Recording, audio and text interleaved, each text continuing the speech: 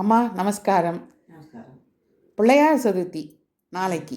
இந்த பிள்ளையார் சதுர்த்தின்னு சொன்ன உடனே மலைக்கோட்டை தான் ஞாபகத்துக்கு வரும். ஆமாம். கொஞ்சம் அந்த மலைக்கோட்டையை பற்றி சொல்ல. மலைக்கோட்டை பல நூற்றாண்டுகளுக்கு முன்னாடி தோன்றினது. அதில் 2 பிள்ளையார் இருக்கார். கீழேயும் பிள்ளையார் இருக்கார், மேலேயும் இருக்கார். கீழே இருக்கிற பிள்ளையார் பேர் மாணிக்க விநாயகர், மேலே இருக்கிற பிள்ளையார் பேர் உச்சி பிள்ளையார். இந்த பிள்ளையாரை சேவிக்காமல் யாருமே குழந்தை பரிசைக்கு போனாலும் சரி, இல்லை வேலைக்கு போகிறவாலும் சரி, எல்லாரும் பிள்ளையாரை சேவிச்சுட்டு தான் போவா.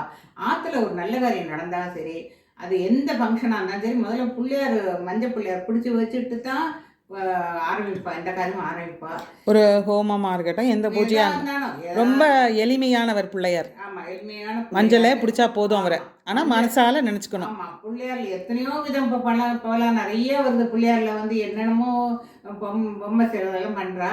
என்ன மஞ்சள் பிள்ளையாரில் பிடிக்கிறது அதுவும் ரொம்ப விசேஷம். மஞ்சள் பிள்ளையார் ஒன்றும் பிள்ளையார் வாங்க முடியலன்னா மஞ்சள் பிள்ளையாரம் பிடிச்சி வச்சு அதுக்கு அருகம்பில்லு, எருக்கந்தழை, எருக்கம்பூ அதெல்லாம் போட்டு சேவிக்கிறது ரொம்ப விசேஷம். அன்றைக்கி பிள்ளையார் சதுர்த்திக்கு கொழக்கட்டை பண்ணுவா, சுண்டல் பண்ணுவா.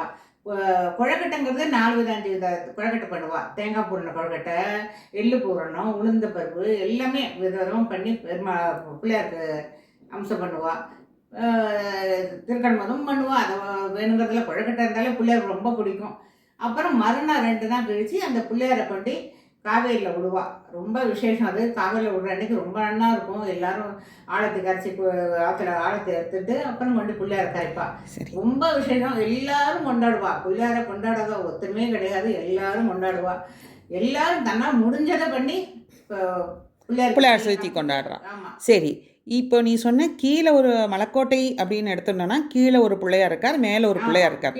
இங்கே கீழேருந்து மேலே போகிறதுக்கு 417 படிகள் இருக்கு இல்லையா? நடுவில் தாய்மானவர் சன்னதி இருக்கு. ஆமாம், ஓகே. ஏன்னா சில பேருக்கு உள்ளூராக இருந்தாலுமே சில விஷயங்கள் நமக்கு தெரியறதில்ல.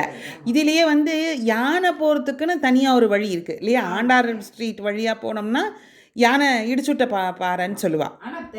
யானை மேல உச்சி பிள்ளையார் போகாது.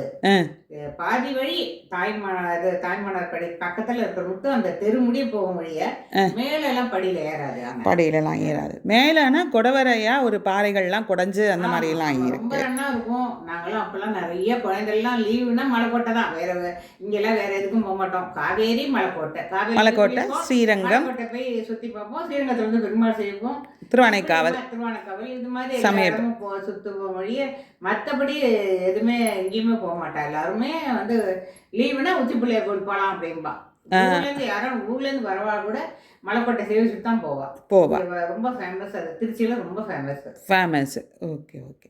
சரி, இப்போ இந்த பிள்ளையார் ரொம்ப எளிமையானவர்ங்கிற அப்போ ஆற்றங்கரையிலையும் நிறைய இடங்கள்ல ஆற்றங்கரை பிள்ளையார் தான் பேரே. ஆற்றங்கரை எந்த ஆற்றங்கரை அரசமரத்தடியில் இருந்தாலும் அந்த அரசமரத்தடியில் ஒரு பிள்ளையார் இருக்காது.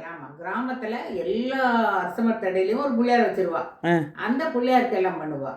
எல்லாமே மாலை போட்டு சந்தனம் திருமணம் பண்ணி மாலை போட்டு எல்லாமே கொழக்கட்டை பண்ணி எல்லாமே பண்ணுவா. அது ஆத்தங்கார பிள்ளையார்னா ரொம்ப விசேஷம். சரி, ஆதி விநாயகர், அதாவது இந்த முகம் யானை முகம் வர்றதுக்கு முன்னாடி திருச்சியிலேயே ஒரு கோவில் இருக்கு. ஆதி விநாயகர் கோவில்னு ஒன்று இருக்குது. அது எங்கே இருக்குது அப்படின்னா ஈபி ரோட்டில் இருக்குது. பிள்ளையாருக்கு யானை முகம் வர்றதுக்கு முன்னாடி அந்த ஆதி விநாயகர் தோன்றியது. அங்கே அது எங்கே இருக்குது அப்படின்னு கேட்டேன்னா ஈபி ரோட்டில் இருக்குது.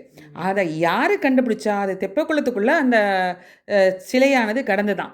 அதை யார் கண்டுபிடிச்சா அப்படின்னா சங்கராச்சாரியர் அந்த கோவிலில் அங்கே உட்காந்து தியானம் பண்ணிட்டு இருந்தாராம். இப்போ தியானம் பண்ணும்போது அவருக்கு அந்த பிள்ளையாருடைய இது நினைவுக்கு வருது. அப்படியே அவருக்கு அந்த தோன்றதான். உடனே அந்த தெப்பக்குளத்தில் ஆளை விட்டு பார்க்குறா. அதுக்குள்ளே அந்த விநாயகர் சிலை கிடச்சிது, பிள்ளையார் சிலை, ஆதி விநாயகர். இன்றைக்கும் நம்ம அதை சேவிக்கலாம். போனோம்னா ஈபி ரோட்டில் அந்த பிள்ளையார் கோவில் இருக்குது, ஆதி விநாயகர் கோவில்.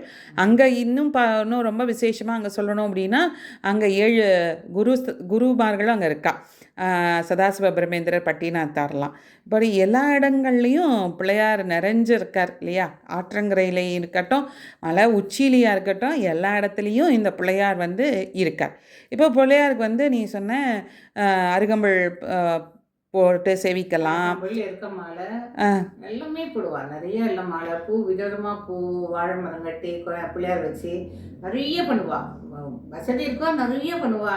இல்லாதவா வெறும் அர்க்கம்பூ எருக்கம் போட்டு ம். எல்லாமே இப்ப நல்லா சிறப்பா கொண்டாடுவா. சிறப்பாக சிறப்பா கொண்டாடுவா. இது வந்து பிள்ளையாருக்கு ஆவணி மாதம் வரக்கூடிய ஒரு சதுர்த்தி. சதுர்த்தி, வளர்பிறை சதுர்த்தியில சதுர்த்தியில் கொண்டாடுவோம். பிள்ளையாரை கொண்டாடுறது. சரி சரிம்மா. அம்மா, பிள்ளையாரை பற்றி வேறு ஏதாவது ஒரு சுவாரஸ்யமான ஒரு பழங்காலத்தில் சொல்லக்கூடிய ஒரு ஐதீகமான ஏதாவது ஒரு விஷயங்களை சொல்ல. அதான் இங்கே வந்து திருவானக்கவல் இருக்கு. அது வந்து ஈஸ்வரன் கோவில். ஈஸ்வரன் தாயார் அகிலாண்டேஸ்வரி இருக்கா. அம்பாள் அம்பாள் இருக்கா. அவ ரொம்ப ஆக்ரோஷமா ரொம்ப கோவமா இருந்தாளாம். ஒரு அப்போ காலத்தில். ஒரு காலத்துல கோவமா இருந்திருக்கா. அப்போ வந்து இவர் வந்து ஆதிசங்கரர். ஆதிசங்கர் வந்து பிள்ளையார் எழுத்தவள் பிள்ளையாரையும் பின்னாடி காது தடாகம் தாடங்கம் அதை பிரதிஷ்டை பண்ணிட்டு அது பண்ணினா கூட சாந்த ரூபம் ஆகலை. அதனால உடனே பிள்ளையாரை எழுத்தவள் பிரதிஷ்டை பண்ணி பெரிய பிள்ளையார் அந்த பிள்ளையாரை பிரதிஷ்டை பண்ணி அயலாண்டு தாயாருக்கு பின்னாடி முருகனை பிரதிஷ்டை பண்ண அப்புறம் தான் சாந்த ரூபமாக காட்சி அளிக்கிறார். இன்னைக்கும் வந்து திருவானக்கவல்ல எதிர்த்த மாதிரி பிள்ளையாரும் பின்னாடி முருகன் சன்னதியும் இருக்கிறது இன்னைக்கும் இருக்கு. அது இன்னைக்கும் பழமையான கோவில். அதுவும் எத்தனையோ நூற்றாண்டுகளுக்கு முன்னாடியே தோன்றின ரொம்ப விசேஷம். ரொம்ப திருச்சியில வந்து மலைக்கோட்டை, திருவானக்கவல், ஸ்ரீரங்கம், சமயபுரம், வெக்காளியம்மன், உறையூர் நாச்சியார் கோவில், வயலூர், இப்படி நிறைய கோவில்கள், நிறைய கோவில் ஸ்தலம் பெற்ற திருச்சி. திருச்சிக்கு வந்தால் எல்லா கோவில் சன்னதியும் சேவிச்சுட்டு போகிறது ரொம்ப விசேஷம். முடிஞ்ச மட்டும் எல்லா கோவிலும் சேவிக்கலாம். முடியாதவா ஒரு 4 முக்கியமான கோவில்களை சேவிச்சுட்டு மலைக்கோட்டை, ஸ்ரீரங்கம், திருவானக்காவல், சமயபுரம், இந்த 4 கோவில் வயலூர் சேவிச்சாலே போகிறோம். எல்லாரும் சேவிச்சு பிள்ளையாரை சேவிச்சுட்டு போகணும். அதுதான் என்னுடைய ஆசை. நல்லபடியாக எல்லாம் நன்னா இருப்போம். எல்லாரும் பிள்ளையாரை சேவிப்போம். அவ்வளோதான்.